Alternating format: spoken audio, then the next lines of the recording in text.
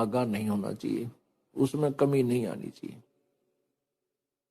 इस प्रकार हम अपने इस दैनिक कार्य को करते हुए, मनुष्य जीवन के कर्तव्य कर्म को करते हुए भी हम मोक्ष प्राप्त कर लेंगे। तो हम कहने का भाव यह है कि बच्चों को भी परमात्मा के चरणों में लगाना चाहिए, और वो नहीं मानते हैं तो अपने जीवन के साथ खिलवाड़ करना बुद्धिमता नहीं है, उनको उनके भाग्य पर छोड़ दे, तो ऐसे हम यहां से निकल सकेंगे। नहीं तो बच्चे नहीं मान रहे हैं, उनका दुर्भाग्य है, कर्महीन है वो तो डूबेंगे, गेल आप जी को भी ले डूबेंगे। इसी प्रकार अगर बच्चे ठीक लगे हुए हैं, माता पिता भक्ति मार्ग को स्वीकार नहीं करते हैं, तो अपनी भक्ति को उन माता पिता के लिए बर्बाद नहीं करना चाहिए। माता पिता का कर्तव्य कर्म जो हमारा फर्ज है वो अवश्य करना चाहिए, उनको प्रार्थना करनी चाहिए, उनकी बुराई छुटवानी चाहिए। कोई हुक्का पीवे है या कोई बीड़ी पीवे है, कोई शराब पीता है, तो हम परमात्मा के बच्चे हो गए, आपको ज्ञान हो गया, आप जी को चाहिए कि माता पिता से रह रहकर प्रार्थना करें विनम्र भाव से कि आप भी भजन करो, आप नाम लो, तो ज्ञान सुनावे उनको, पुण्यात्मा है वो मान जाती है। और फिर भी कोई अनाड़ी है, माता पिता नहीं मानते हैं, तो उनके साथ अपनी भक्ति को नाश नहीं करना चाहिए। बात ये भी नहीं है कि उनका आदर नहीं करे, उनकी सेवा नहीं करे, खूब करे, एज ए फादर मदर उनकी पूरी श्रद्धा रखे, उनका सत्कार करे। ठीक है, वो अपने कर्म के आधार से दुखी है तो क्या करे, इलाज करावे, डॉक्टर को दिखावे, सेवा करे उनकी, पैर दुख है तो पैर दबावे, सिर दुख है सिर की मालिश करे, पूरी सेवा करे, लेकिन अपनी भक्ति बर्बाद नहीं करे। यदि आपने मोक्ष चाहिए, कहते मात पिता मिल जाएंगे, मात पिता मिल जाएंगे, 184 मोह, ये सतगुरु सेवा और बंदगी, भाई फेर मिलन की ना। आज हम माता पिता हमारे, ठीक है, हम अपनी भक्ति आशीर्वाद उनको प्रार्थना करें भगवान से, हे परमात्मा इनको ऐसे कर दो, वैसे कर दो, स्वस्थ कर दो। ये हम पहले तो कहा करते थे कि भगवान इनको स्वस्थ कर दो, और आप जी की भक्ति से वो स्वस्थ अवश्य हो जाएंगे, लेकिन आपकी कमाई का बहुत अंश, बहुत ज्यादा भाग समाप्त हो जाएगा। फिर हमारे अंदर ये आता है, क्योंकि हम बालक हैं, इसीलिए काल के जाल से नहीं निकल पाते। फिर कई कहते हैं भी माता पिता के लिए क्या हम इतना नहीं कर सकते, जिन्होंने हमारे लिए इतना किया, पाले पोसे, क्या हम उनके लिए दुआ नहीं कर सकते? अब ये तो बालका वाली बातें हैं जो ये दास आपको समझाना चाहते हैं कि ये माता पिता तो बहुत मिल जाएंगे, गधे बनोगे वहां माता पिता, कुत्ते की योनि में जावांगे वहां माता पिता, बैल गाय बनेंगे वहां माता पिता। अब भक्ति नहीं मिलेगी फिर वहां पर, वो पिताजी भी कितना गधा बनेगा और आप भी गेला वहीं पर गधे बने पाओगे। वो उसकी गर्दन पकड़ेगा और वो उसकी गर्दन पकड़ेगा, फिर कोयसे के सूत में नहीं आवेगी।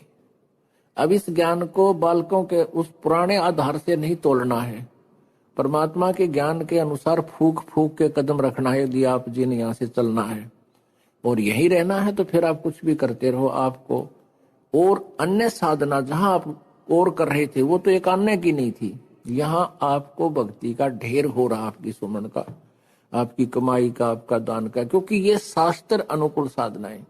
लेकिन इन मर्यादाओं का पालन नहीं करोगे तो आप इतना कुछ कमा कर भी यहीं रह जाओगे, पार नहीं होगे। कई बोली आत्माएं कहती हैं हम क्या अपने माता पिता के श्राद्ध भी नहीं निकाल सकते, उन्होंने हमारे लिए इतना कुछ किया। उनके लिए आप इतना कर सकते हो, अपनी दुआ ना समाप्त करके, आपके माता पिता बीमार हैं, अस्वस्थ हैं, उनको दुआ ना करके केवल उनके लिए कोई ऐसा धार्मिक अनुष्ठान उनके निमित्त आप करा सकते हो, यहाँ अखंड पाठ करवा सकते हो, उससे भी उनको बहुत राहत मिल सकती है। लेकिन अपनी दुआएं नहीं किसी को देनी चाहिए। बद दुआ भी नहीं देनी चाहिए, वो भी हमारे ऊपर भार बनता है, हमारी कमाई नष्ट होती है। और शुभ कामनाएं भी नहीं देनी चाहिए, वो भी हमारे ऊपर भार, हमारी कमाई नष्ट होती है। हाँ, उनको ज्ञान दे। आपके निकटतम जैसे भाई है, अपनी बहन के निमित्त, माता के निमित्त और अपनी पत्नी के निमित्त, बच्चों के निमित्त जो नहीं मार्ग पर लग पा रहे, उनके निमित्त को पाठ करा सकते हो। उससे उनको शुभ संस्कार मिलेंगे, पुण्य मिलेगा, और उनसे धीरे धीरे हो सकता है उनका माइंड भी परिवर्तित हो जाए और वो भी फिर मार्ग पर लग सकते हैं। नहीं तो उनको उसका सहारा अवश्य मिलेगा। तो इसका ये विकल्प है। परमात्मा कहते हैं, जा दिन सतगुरु भेटियो वो दिन लेखे जान, बाकी समय गंवा दिया बिना गुरु के नाम। परमात्मा बताते हैं कि जिस दिन आप जी को पूर्ण संत से उपदेश प्राप्त हुआ, आपका वो जन्मदिन है, वो आपका हैप्पी बर्थडे है। बाकी तो हम पहले लोक वेद के आधार से बर्थडे मनाया करते थे, वो हमने अब नहीं मनाना। उसको हम खुद हैप्पी बर्थडे मानना है, वो तो बड़ा दुख था हमारे ऊपर, कैर टूटा, जन्म हुआ, ना जाने कितने कष्ट जीवन पर आवेंगे, कोई बच्चा हो गया तो मर जाएगा, कोई बचेगा ना बचे, कोई बीमारियां, 100 प्रकार की समस्याएं, दिन रात धक्के खाने। वो कौन सा जन्म था, वो कौन सा हैप्पी बर्थडे था? वो तो ब्रांड मार्टी डे था, और उस नाम हैप्पी बर्थडे मनाया करते। अब जिस दिन आप जी को उपदेश मिला वो नोट कर ले, आपका वो हैप्पी बर्थडे है। और 100 याद रखे भगवान, कैसे प्राप्त हुआ वो दिन, जिस दिन आपकी शरण मिली मालिक।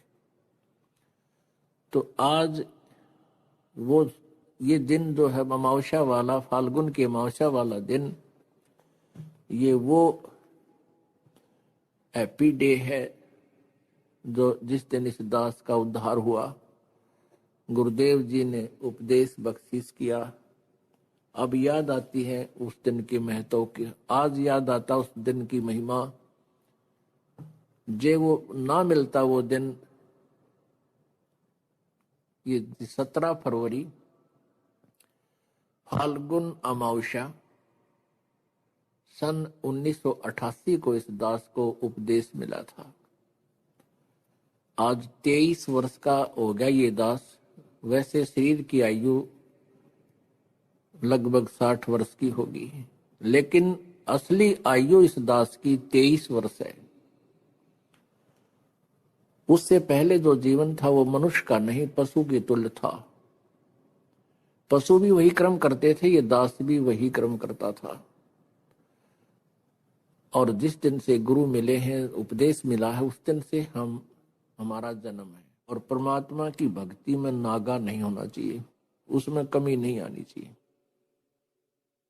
इस प्रकार हम अपने इस दैनिक कार्य को करते हुए, मनुष्य जीवन के कर्तव्य कर्म को करते हुए भी हम मोक्ष प्राप्त कर लेंगे। तो हम कहने का भाव यह है कि बच्चों को भी परमात्मा के चरणों में लगाना चाहिए, और वो नहीं मानते हैं तो अपने जीवन के साथ खिलवाड़ करना बुद्धिमता नहीं है, उनको उनके भाग्य पर छोड़ दे। तो ऐसे हम यहां से निकल सकेंगे। नहीं तो बच्चे नहीं मान रहे हैं, उनका दुर्भाग्य है, कर्महीन है वो तो डूबेंगे, गेल आप जी को भी ले डूबेंगे। इसी प्रकार अगर बच्चे ठीक लगे हुए हैं, माता पिता भक्ति मार्ग को स्वीकार नहीं करते हैं, तो अपनी भक्ति को उन माता पिता के लिए बर्बाद नहीं करना चाहिए। माता पिता का कर्तव्य कर्म जो हमारा फर्ज है वो अवश्य करना चाहिए, उनको प्रार्थना करनी चाहिए, उनकी बुराई छुटवानी चाहिए। कोई हुक्का पीवे है या कोई बीड़ी पीवे है, कोई शराब पीता है, तो हम परमात्मा के बच्चे हो गए, आपको ज्ञान हो गया, आप जी को चाहिए कि माता पिता से रह रहकर प्रार्थना करें विनम्र भाव से कि आप भी भजन करो, आप नाम लो, तो ज्ञान सुनावे उनको, पुण्यात्मा है वो मान जाती है। और फिर भी कोई अनाड़ी है, माता पिता नहीं मानते हैं, तो उनके साथ अपनी भक्ति को नाश नहीं करना चाहिए। बात ये भी नहीं है कि उनका आदर नहीं करे, उनकी सेवा नहीं करे, खूब करे, एज ए फादर मदर उनकी पूरी श्रद्धा रखे, उनका सत्कार करे। ठीक है, वो अपने कर्म के आधार से दुखी है तो क्या करे, इलाज करावे, डॉक्टर को दिखावे, सेवा करे उनकी, पैर दुख है तो पैर दबावे, सिर दुख है सिर की मालिश करे, पूरी सेवा करे, लेकिन अपनी भक्ति बर्बाद नहीं करे। यदि आपने मोक्ष चाहिए, कहते मात पिता मिल जाएंगे, मात पिता मिल जाएंगे, 184 मोह, ये सतगुरु सेवा और बंदगी, भाई फेर मिलन की ना। आज हम माता पिता हमारे, ठीक है, हम अपनी भक्ति आशीर्वाद उनको प्रार्थना करें भगवान से, हे परमात्मा इनको ऐसे कर दो, वैसे कर दो, स्वस्थ कर दो। ये हम पहले तो कहा करते थे कि भगवान इनको स्वस्थ कर दो, और आप जी की भक्ति से वो स्वस्थ अवश्य हो जाएंगे, लेकिन आपकी कमाई का बहुत अंश, बहुत ज्यादा भाग समाप्त हो जाएगा। फिर हमारे अंदर ये आता है, क्योंकि हम बालक हैं, इसीलिए काल के जाल से नहीं निकल पाते। फिर कई कहते हैं भी माता पिता के लिए क्या हम इतना नहीं कर सकते, जिन्होंने हमारे लिए इतना किया, पाले पोसे, क्या हम उनके लिए दुआ नहीं कर सकते? अब ये तो बालका वाली बातें हैं जो ये दास आपको समझाना चाहते हैं कि ये माता पिता तो बहुत मिल जाएंगे, गधे बनोगे वहां माता पिता, कुत्ते की योनि में जावांगे वहां माता पिता, बैल गाय बनेंगे वहां माता पिता। अब भक्ति नहीं मिलेगी फिर वहां पर, वो पिताजी भी कितना गधा बनेगा और आप भी गेला वहीं पर गधे बने पाओगे। वो उसकी गर्दन पकड़ेगा और वो उसकी गर्दन पकड़ेगा, फिर कोयसे के सूत में नहीं आवेगी। अब इस ज्ञान को बालकों के उस पुराने आधार से नहीं तोड़ना है, परमात्मा के ज्ञान के अनुसार फूक फूक के कदम रखना है। यदि आप जी ने यहाँ से चलना है और यही रहना है तो फिर आप कुछ भी करते रहो। आपको और अन्य साधना जहां आप और कर रहे थे वो तो एक अन्य की नहीं थी, यहाँ आपको भक्ति का ढेर हो रहा, आपकी सुमन का, आपकी कमाई का, आपका दान का, क्योंकि ये शास्त्र अनुकूल साधनाएं। लेकिन इन मर्यादाओं का पालन नहीं करोगे तो आप इतना कुछ कमा कर भी यहीं रह जाओगे, पार नहीं होगे। कई बोली आत्माएं कहती हैं हम क्या अपने माता पिता के श्राद्ध भी नहीं निकाल सकते, उन्होंने हमारे लिए इतना कुछ किया। उनके लिए आप इतना कर सकते हो, अपनी दुआ ना समाप्त करके, आपके माता पिता बीमार हैं, अस्वस्थ हैं, उनको दुआ ना करके केवल उनके लिए कोई ऐसा धार्मिक अनुष्ठान उनके निमित्त आप करा सकते हो, या अखंड पाठ करवा सकते हो, उससे भी उनको बहुत राहत मिल सकती है। लेकिन अपनी दुआएं नहीं किसी को देनी चाहिए, बद दुआ भी नहीं देनी चाहिए, वो भी हमारे ऊपर भार बनता है, हमारी कमाई नष्ट होती है। और शुभ कामनाएं भी नहीं देनी चाहिए, वो भी हमारे ऊपर बाहर, हमारी कमाई नष्ट होती है।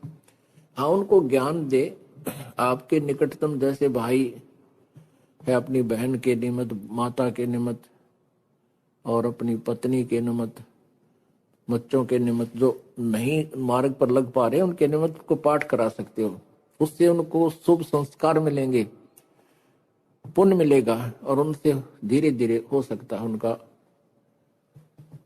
माइंड भी परिवर्तित हो जाए और वो भी फिर मार्ग पर लग सकते हैं। नहीं तो उनको उसका सहारा अवश्य मिलेगा।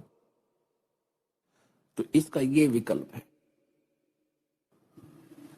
परमात्मा कहते हैं जा दिन सतगुरु भेटियो, वो दिन लेखे जान, बाकी समय गंवा दिया बिना गुरु के नाम।